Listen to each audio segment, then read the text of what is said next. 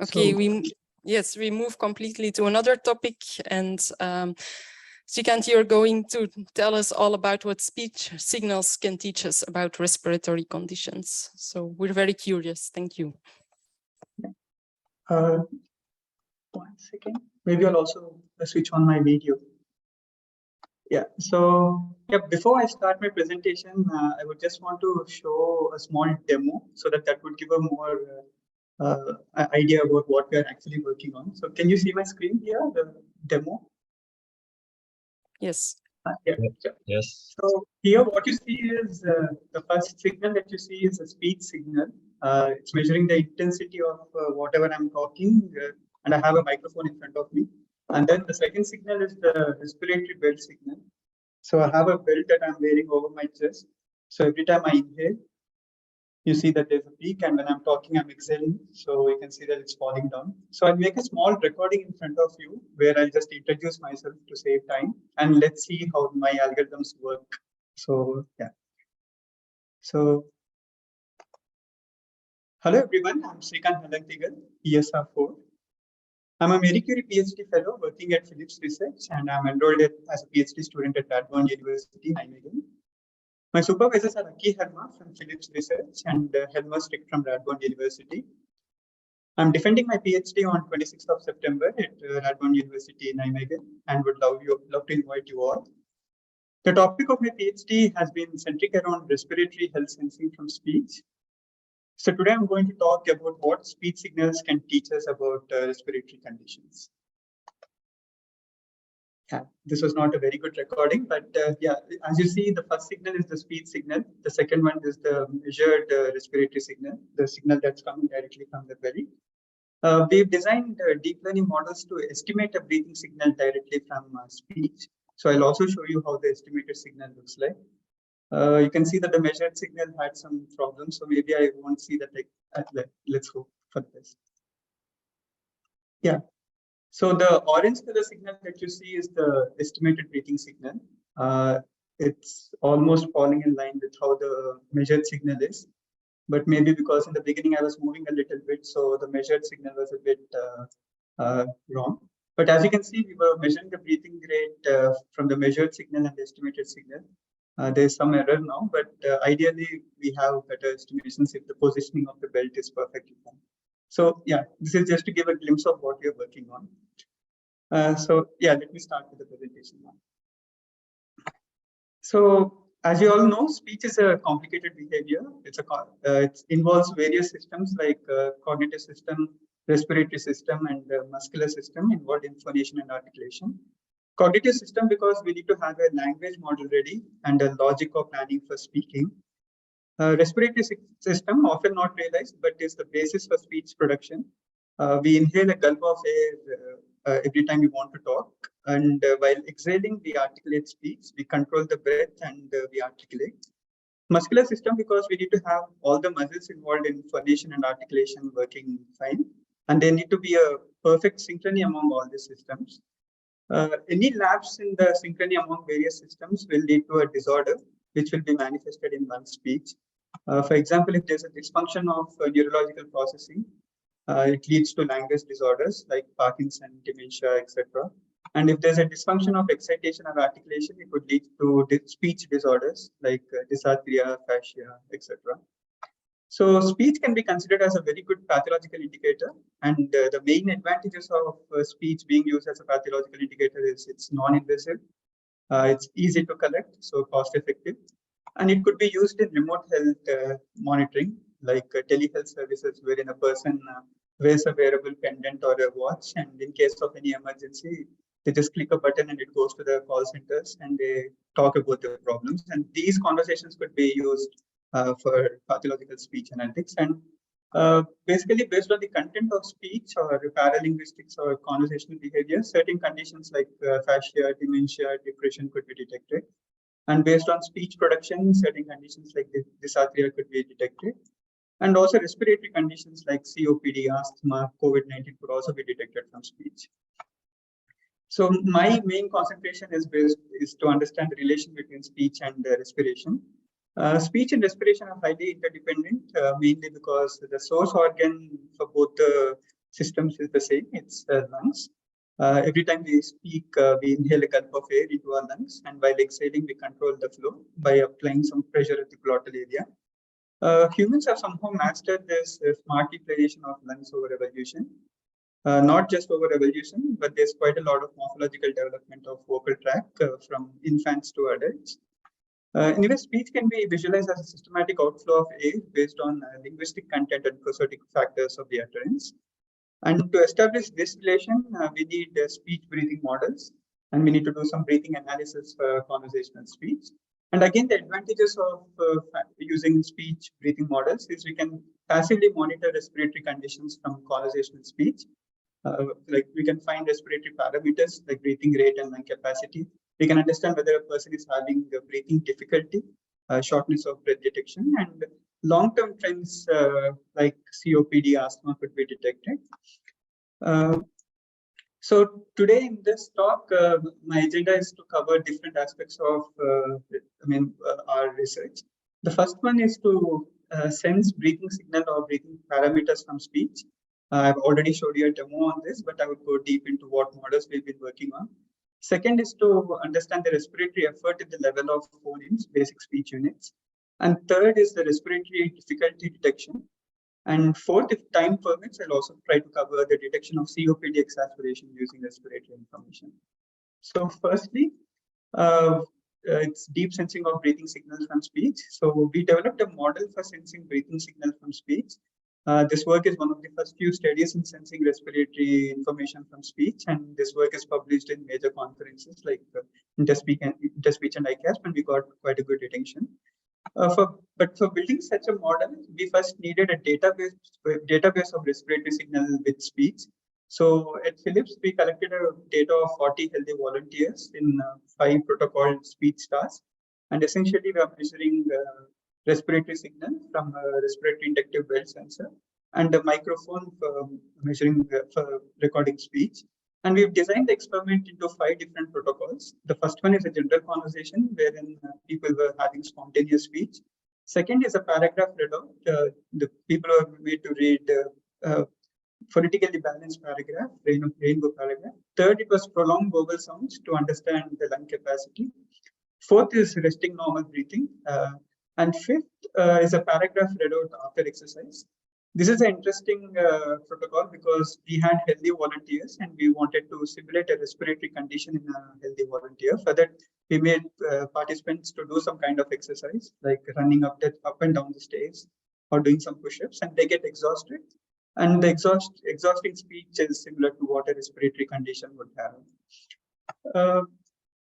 And basically, the respiratory inductive belt sensor gives us the ground truth values of breathing signal during speech.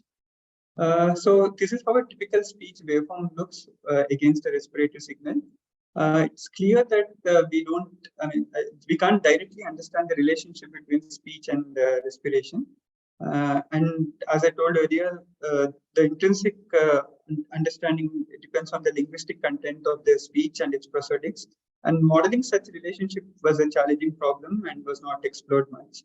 However, deep learning architectures enable us to learn this relationship. So this is the central idea behind the model for sensing breathing signal. So here we have a speech signal. We do audio spectral analysis and convert them into spectrograms or log-mel spectrograms. And we map the spectrograms with a fixed time window with a single data point of measured breathing signal. And we have a trailing window of 10 milliseconds, and we do perform the same thing by mapping audio spectrograms with measured breathing signal points, and we train a deep learning model.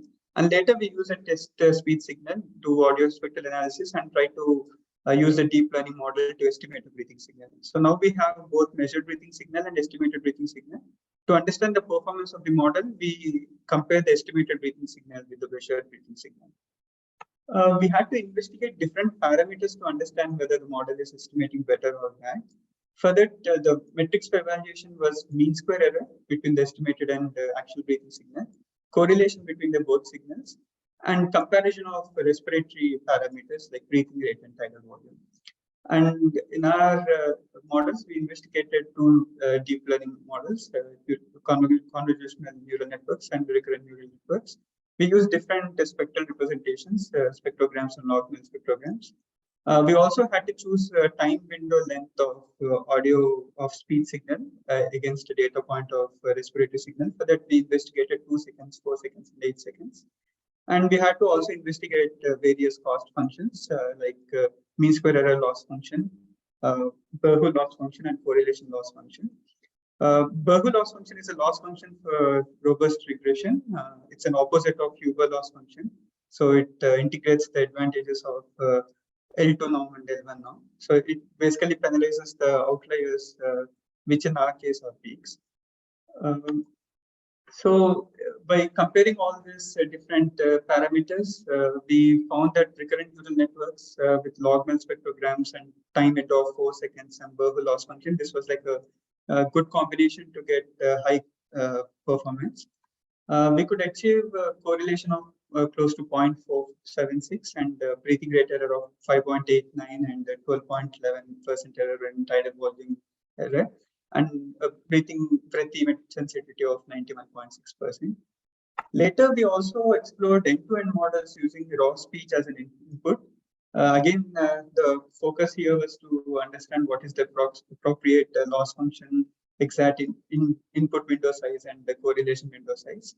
And by integrating both the spectral features and raw-based models, we could achieve a correlation of 0.56 and a breathing rate error of 8.53 and a breath event sensitivity of 90.8%. So we could improve our results by fusing both the spectral features and the raw speech-based models. So maybe I'll skip this demo because I've already shown you the live demo. So the second study that we explored is phoneme-based respiratory analysis of speech. In this, the motivation of this study is that in our previous session, we introduced deep learning models with the hypothesis that the model is understanding the underlying relation of speech and respiration. I mean, it's based on the linguistic content and prosodic factors, but we wanted to explore the respiratory effort at the level of basic speech unit, phoneme. For that, we first had to do a phoneme alignment with speech using state-of-the-art deep learning models. Then we had to align the respiratory signal with phonemes.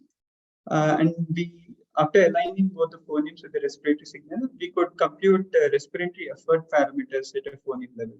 So basically, lung volume change, which is the gradient of the respiratory belt signal, and the lung volume change rate is how fast the gradient is changing per time.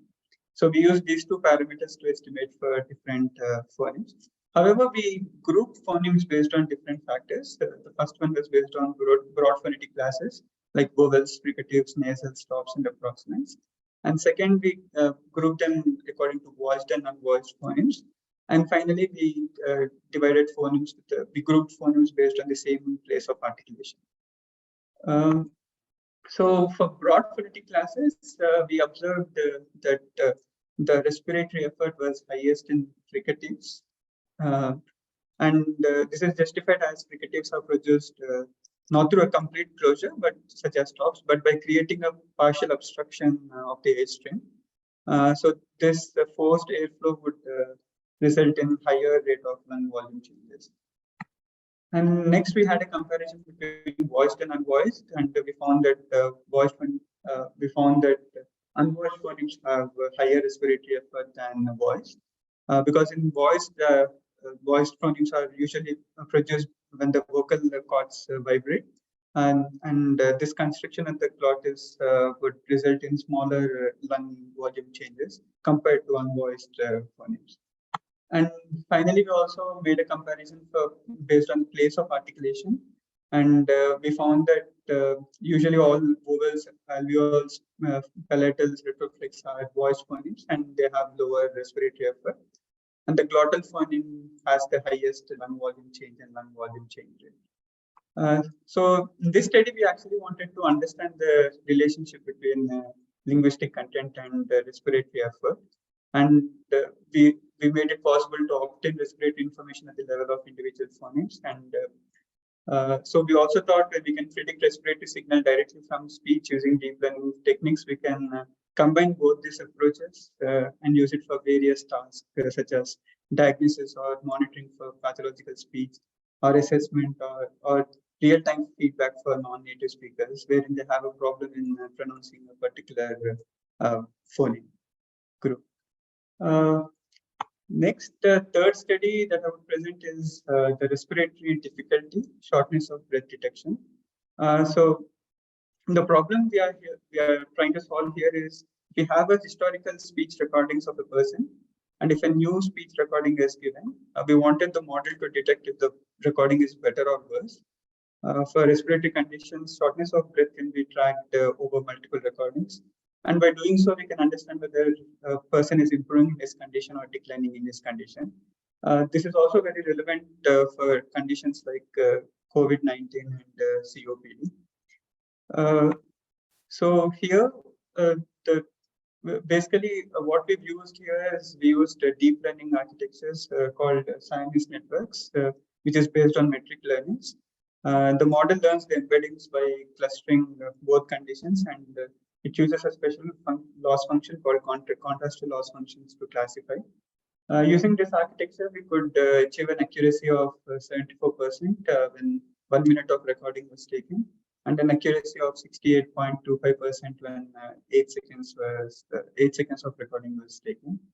Maybe one thing I missed here while telling was the data that we used for this particular study was the protocol that I explained earlier, wherein a person does exercise and then speaks.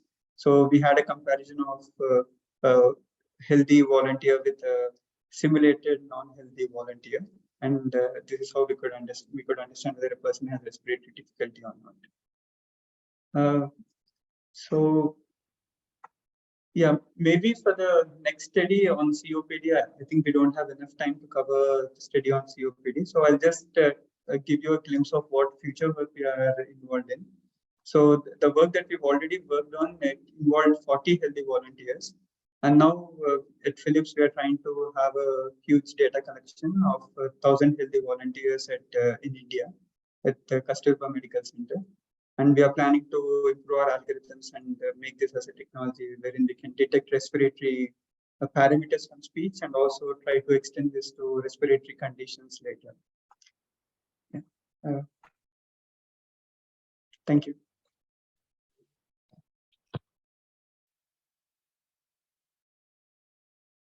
Thank you, Srikant. Any questions? Thoughts? Maybe someone online?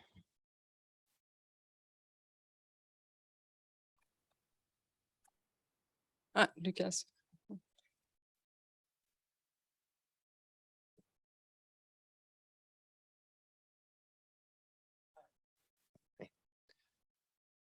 Yeah, thanks for your presentation.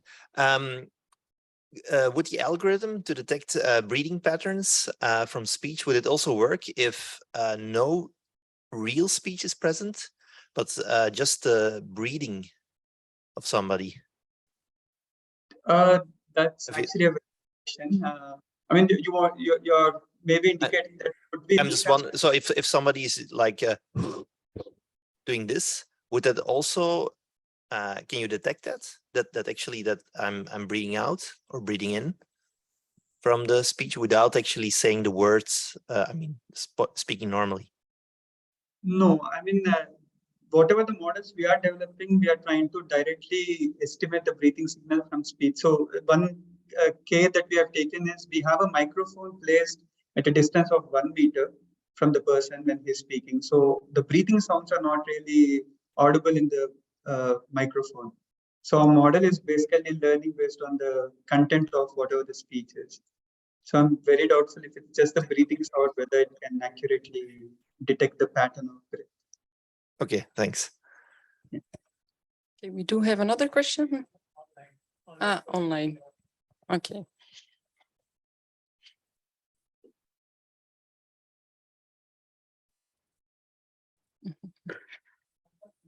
Yeah, Rafa, can you ask your question? There was one in the chat.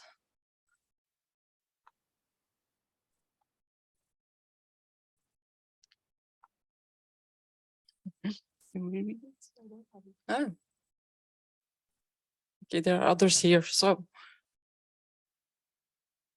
Thank you very much for your presentation, Sri.